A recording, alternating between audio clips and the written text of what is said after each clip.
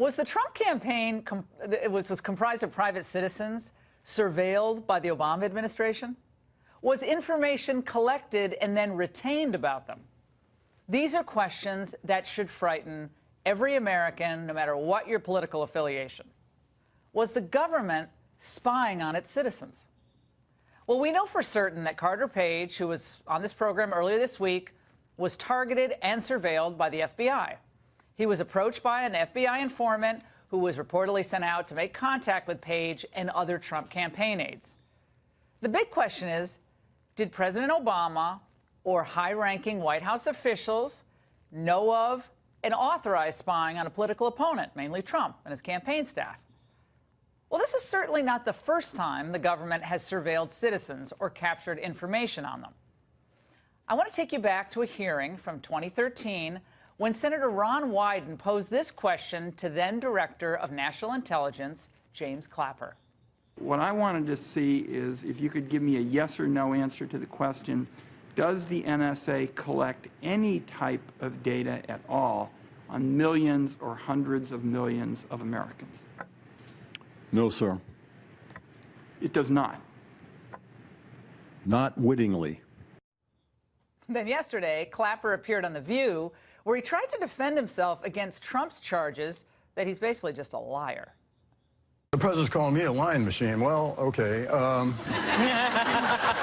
that stems from is an exchange I had with Senator Wyden 5 years ago in March of 2013 about a surveillance program, and he was asking me about one, and I was thinking about another.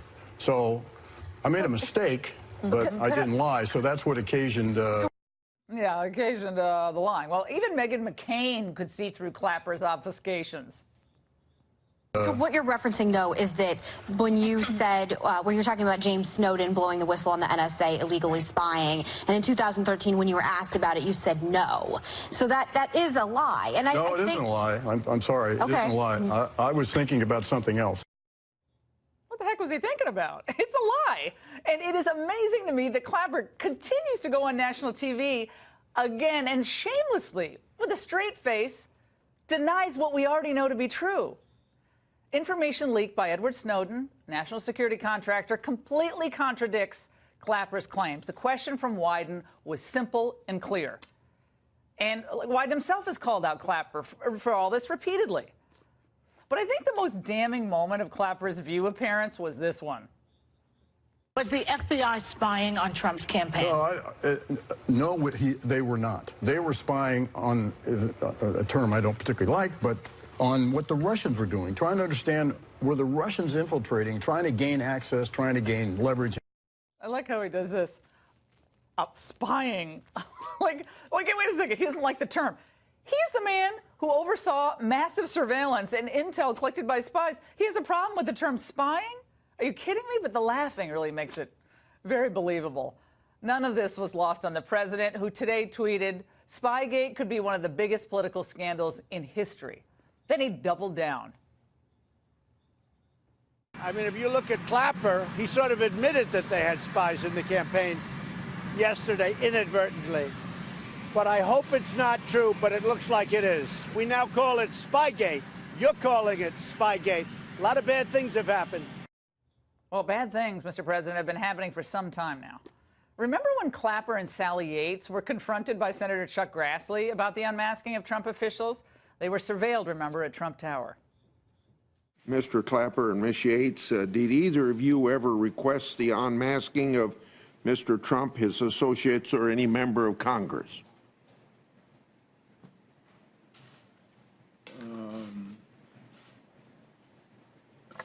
Yes, in one case I did. I can specifically recall, but I can't discuss it any further than that. Did either of you ever review classified documents in which Mr. Trump, his associates, or members of Congress had been unmasked? Oh, yes. You have. Can you give us details here? No, I can't. Ms. Yates, have you? Yes, I have, and no, I can't give you details.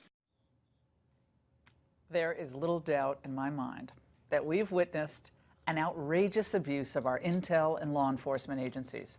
Not because Brennan or Comey or Clapper were convinced that Russia was rigging the election, but because they wanted to hobble a much bigger threat, Donald Trump.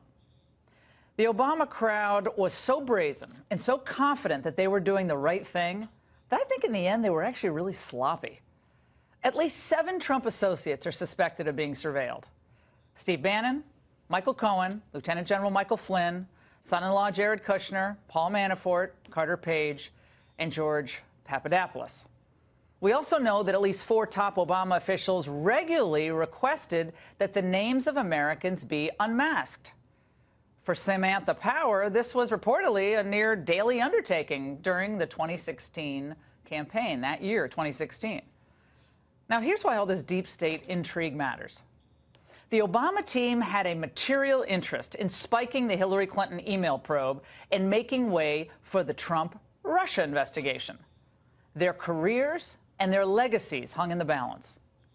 As Andy McCarthy of National Review rightly points out in a column today, had Hillary won the election, many of these officials would have retained their jobs and would have been able to cover whatever schemes they ran during the Obama tenure. They simply could not permit Trump to take the presidency. And once he was within striking distance, I think they got really desperate. Desperate to wrap up that Hillary probe so maybe she could, take the White House like they always thought, and desperate to collect dirt on Trump to destroy any chance of that candidacy. It is a rich irony that the very people who claim that they wanted to stop Russian interference in our elections adopted the tactics of a totalitarian state like Russia to stifle political opponents and to subvert the election of Donald Trump. Given all of that, it made me howl when Chuck Schumer said this yesterday. The president's behavior is the kind of grossly autocratic behavior we'd expect in a banana republic, not a mature democracy. No, Chuck. A banana republic is a place where citizens, particularly political opponents, are spied upon, falsely charged, and unjustly imprisoned. What Trump is attempting to do is to expose the corruption in our intel and law enforcement services, which Congress and the president must exercise their oversight over. In the wake of 9/11, conservatives were willing to trade our privacy for security.